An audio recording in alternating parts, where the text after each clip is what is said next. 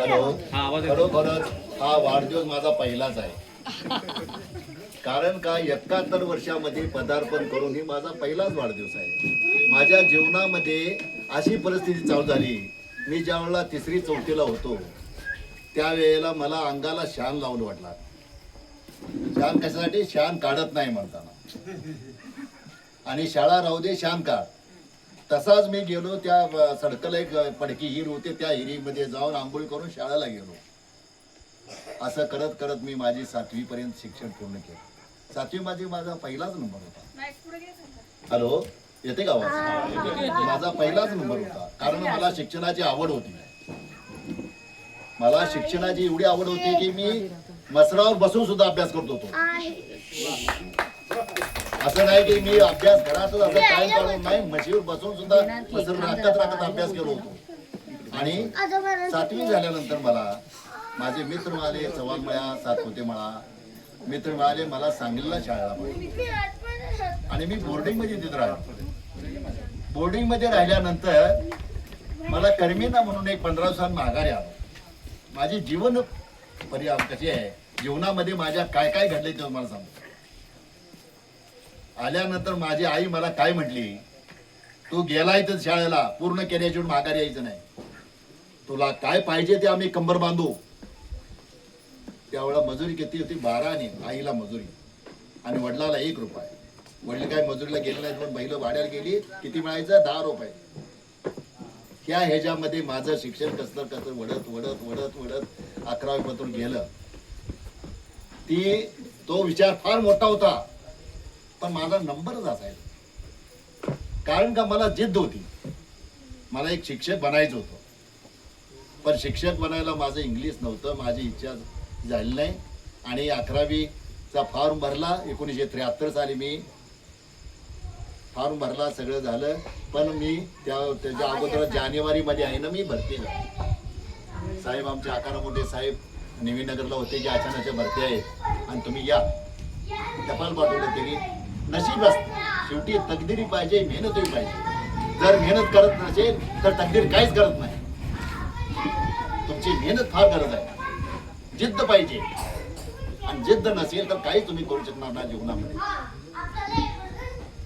मग त्याच्यानंतर आम्ही भरती झालो, नोकरी केली, सगळं झालं. आता मला साहेबांनी सांगितलं की जेशूस बनले असते, पण हे त्यांची जिद्द होती.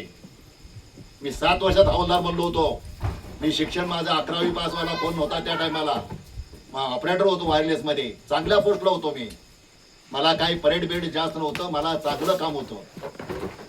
पण माझं रिलिकेट जर झाल्यामुळं, माझ्या पुढचा मागं गेल्यामुळं, क्वालिफिकेशन असो सुद्धा मागचा पुढे गेला. पण माझं नशीब होतं ना, कुठं दुसरीकडे अजून का चांगलं होतं म्हणताना.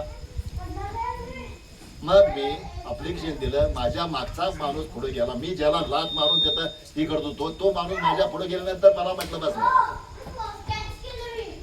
माझी जिद्दी होतो मी. बॉक्सिंग मध्ये मी 7 वर्षातच हवालदार बनलो होतो. तो काळ वेगळा होता. आणि ते आता हरिबानं सांगितलं, आमचे भाऊ आहेत, 2 जण भाऊ होतं. मी बोलल्यानंतर अजून सुद्धा तोंडवर करत नाहीत. आता आहेत का असं भाऊ? 2 भाऊ माझे लहान आहेत, पण माझा विचार घेतल्याशिवाय अजून सुद्धा काही बोलायची हिंमत नाही. ही आहे संस्कृती. ही फार संस्कृती मोठी आहे. आई वडिलांनी ही आम्हाला शिकवलंय.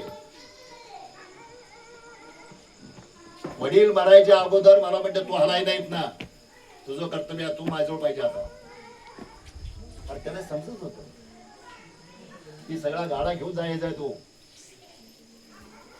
असं करत करत हळूहळू मी परत रिटायर झालो. रिटायर झाल्यानंतर बँकेची नोकरी केली. कशासाठी? आता साहेबांनी मला सांगितलं का नाही तुम्हाला की बाबा ही जेशूस बनले असते, तिकडे काही बी केलं असतं, पण ही मिळत नव्हतं. ही स्थिती मिळत नव्हती. आणि तिथे बँकेत लागल्यानंतर पोरांचं शिक्षण मेन झालं. आणि पोरांचं शिक्षण झाल्यामुळे ते चांगल्या उद्याला गेलेत. पण मी बोलल्यानंतर काहीच बोलत नाही. ते पुढं बोलायची किंमत नाही अजूनपर्यंत. ठीक आहे ना, पुढं बोलायची किंमत नाही. पण त्यांचं त्याने सगळं मी रुटीन मध्ये लावलेलं आहे. अगदी असं नाही तू इथं गाप राहायचं. अजूनपर्यंत कोणाला कोई नाही. त्या माझ्या जन्मामध्ये अशा घडामोडी होत गेल्या. मी हळूहळू नोकरी केली, पोरांची लग्न केली, सगळं व्यवस्थित चाललंय. आता माझी इच्छा काय आहे, फक्त माझी नात एक डॉक्टर व्हावं आणि ती पोरगा एक नातू माझा आहे, अकादमीला लावलाय त्याला. माझ्या पुढे जायला पाहिजे तो. अकादमीला लावलाय, उंची हाईट आहे. साहेब आमचे सांगत होते, अरे ह्याची उंची ती भारी आहे, की कुठं तर पुढे जाणार आहे. पुढे जाणार आहे म्हणताना त्याला या अंडी महिन्याला मी 100-150 अंडी इथनं पाठवते लक्झरीमधनं. कारण का, त्याला हेल्प केलं पाहिजे. तिची बॉडी आहे त्याच्याप्रमाणे त्याला सांभाळलं पाहिजे. आपण जर सांभाळला, त्याला उल्हास जर देणार, आनंद जर देणार, तर तो कसा वाढणार पुढं. आता मुलांचं शिक्षण आम्ही केलं, पण मी नाही केलं. ती माझी होम मिनिस्टर. कारण का, मी कामावर गेल्यानंतर एक दिवशी दोन्ही पोरं गेटच्या बाहेर, दरवाजाच्या बाहेर उभी होती. दरवाजाच्या बाहेर 11 वाजलं होतं. कारण काय, न विचारता बाहेर खेळायला गेली होती. त्यांना ज्याला गेलाय, कुठं गेलाय जाऊ दे, इकडे बसला तरी शिकली असती का? शिकली नसती.